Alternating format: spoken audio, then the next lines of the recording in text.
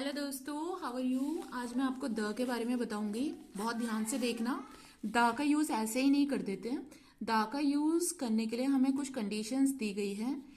The एक definite article है। ठीक है, क्या है?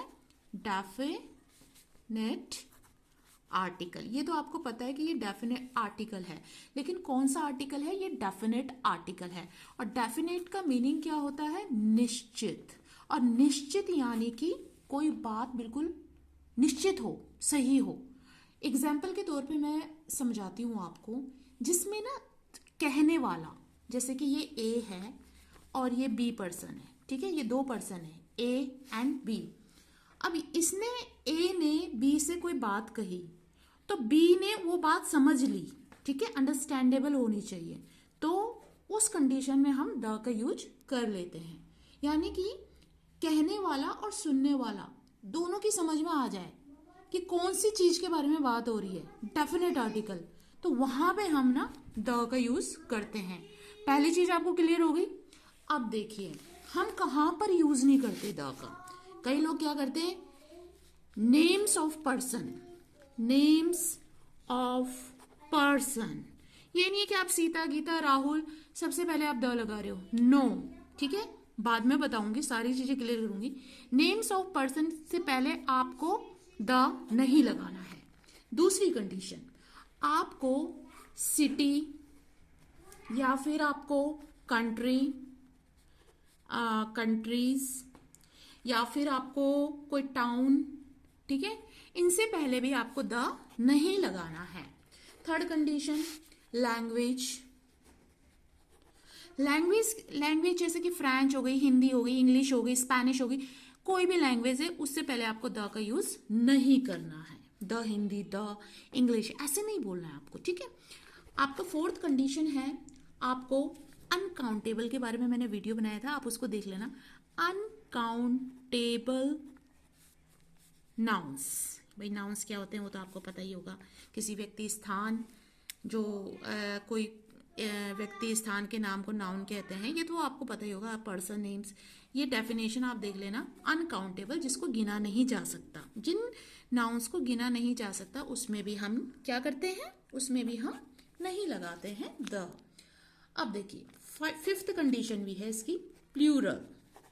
प्लूरल, एक से ज्यादा लोग होते हैं या चीजें होती है, तो उसमें भी हम द का यूज नहीं करते हैं। ठीक है। अब देखिए एक एग्जाम्पल देखिए प्लूरल का। अगर मैं कहूंगी boys like playing, boys like playing, तो आपने देखा यहाँ पे मैंने द नहीं लगाया, क्योंकि ये प्लूरल है। Boys are plural. ठीक है। अब जैसे कि गेम्स के नाम है, हॉकी, क्रिकेट, फुटबॉल, इसमें भी हम द नहीं लगाएंगे। ठीक है। अब जैसे आपको क्या करना है, इस कंडीशन को आप समझ गए होंगे, आई होप आप समझ गए होंगे। लेकिन अब कहाँ हम द को हम कहाँ यूज करते हैं?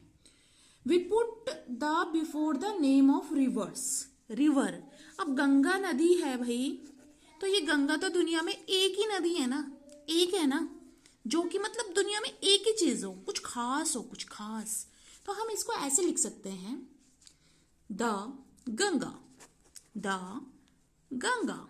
आई होप आपको दिख रहा होगा यार। और या फिर यमुना नदी है तो हम द यमुना, तो ये तो थी नदियों की बात। ठीक है। पवित्र चीजें जितने होते हैं, ग्रंथ होते हैं, होली ग्रंथ होते हैं, और जितने भी नदियां होती है, रिवर्स होती है, माउंटेन है, हिमालय है, तो भाई द ही लगाओगे ना। और दूसरी चीज तो है नहीं, स्पेसिफिक चीजें हैं ये, है ना। तो जैसे कि अब इन चीजों में आप समझ गए हो कि यहाँ पे आप द लगा सकते हो, जो खास है, जो एक ही है दुनिया में। Mountain, the Himalaya, the Ganga, the Yamuna, the Taj Mahal. ठीक है, इस तरीके से आप लगा सकते हो। अब आपको मैं दूसरी कंडीशन बता रही हूँ कहाँ आप द लगाओगे।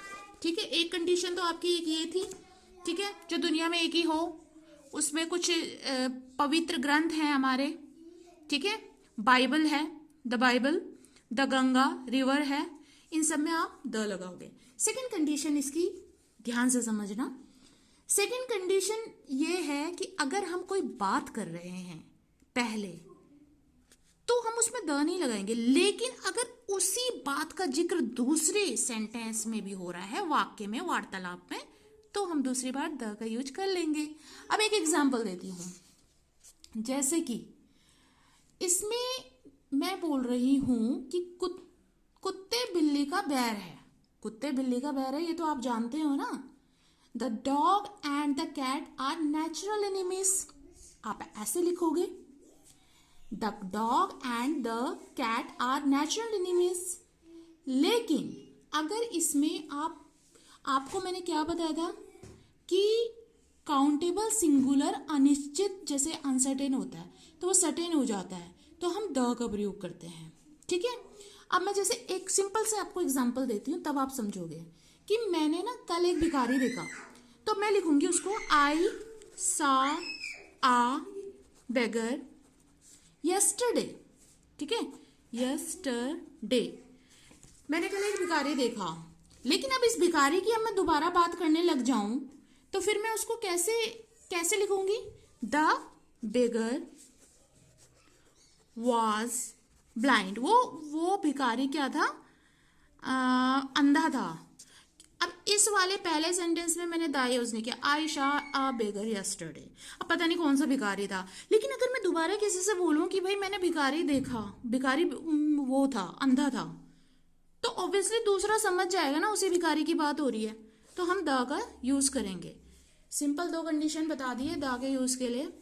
जितनी भी हमारी होली बुक्स हैं, हिमालय पर्वत, स्पेसिफिक चीज जितनी भी मतलब दुनिया में एक ही चीज है उनमें लगेगा द।